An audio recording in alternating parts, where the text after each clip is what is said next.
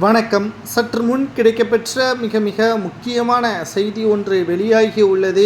3வது நாள் சட்டப்பேரவை கூட்டம் இன்று கூடியுள்ள நிலையில் எதிர்க்கட்சியினர்கள் மீண்டும் கலவரத்தை ஏற்படுத்தும் விதமாக யார் அந்த சார் என்ற முழக்கத்துடன் சட்டப்பேரவைக்குள் வந்தார்கள். உடனடியாக அவர்களை அமைதியாக இருக்கும்படி சபாநாயகர் அப்பாவு அவர்கள் உத்தரவுகளை பிறப்பித்தார்.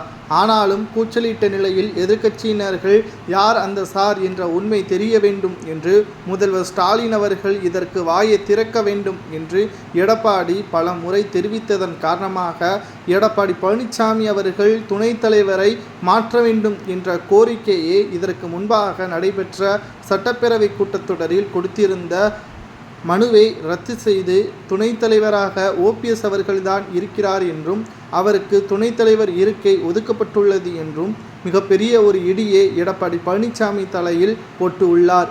மேலும் நீதிமன்றத்தின் இறுதி தீர்ப்பு வந்ததற்கு பிறகு எடப்பாடிக்கு சாதகமாக தீர்ப்பு வந்தால் நிச்சயமாக இது மாற்றப்படும் என்பதையும் தெரிவித்திருந்தார்.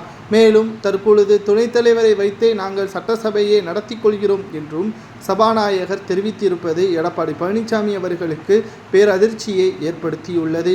ஏனென்றால் சட்டப்பேரவையை பொறுத்தளவிற்கு ஆளும் கட்சியினர்கள் சொன்ன வாக்குறுதிகள் நிறைவேற்றப்பட்டதா, மேலும் தேர்ந்தெடுக்கப்பட்ட எம்எல்ஏக்களின் தொகுதியில் என்ன வளர்ச்சி செய்ய வேண்டும், அதற்கான நிதியை சரியாக ஒதுக்கீடு செய்யப்பட்டுள்ளதா, மேலும் சரியான அமைச்சர்கள் அந்தந்த துறை சார்ந்த அமைச்சர்கள் முழுமையான நிதியை கொடுத்தார்களா என்பதை பேசுவதற்கு இந்த சட்டப்பேரவையில் நடத்தக்கூடிய விவாதங்களாக பார்க்க வேண்டும். ஆனால் கூச்சலும் முழக்கங்களும் தன்னுடைய பக்கம் அனைவரும் பார்க்க வேண்டும் என்பதற்காக எடப்பாடி பழனிசாமி அவர்கள் செயல்படுவது முற்றிலுமாக ஏற்றுக்கொள்ள முடியாது. இது சட்டசபையை மீறக்கூடிய செயலாக அமையும் என்றும் தெரிவித்திருக்கிறார் சபாநாயகர்.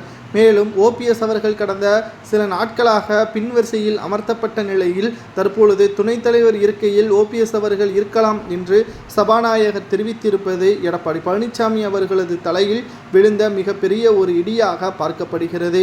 மேலும் இவர் மீண்டும் ஓபிஎஸ் அவர்களுக்கு என்ன தகுதி இருக்கிறது, அவரை கட்சியிலிருந்து நீக்கியாச்சு என்ற தகவலையும் தெரிவித்திருக்கிறார். ஆனால் நீதிமன்றத்தில் வழக்கு நடைபெற்று கொண்டுதான் இருக்கிறதே தவிர இறுதி தீர்ப்பு வெளியாகவில்லை.